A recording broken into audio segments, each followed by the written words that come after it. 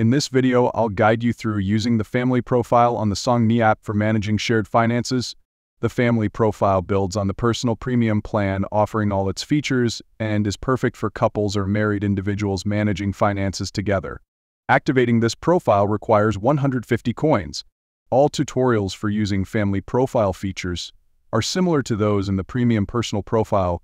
Click the link in the description to review these steps and explore each feature in detail.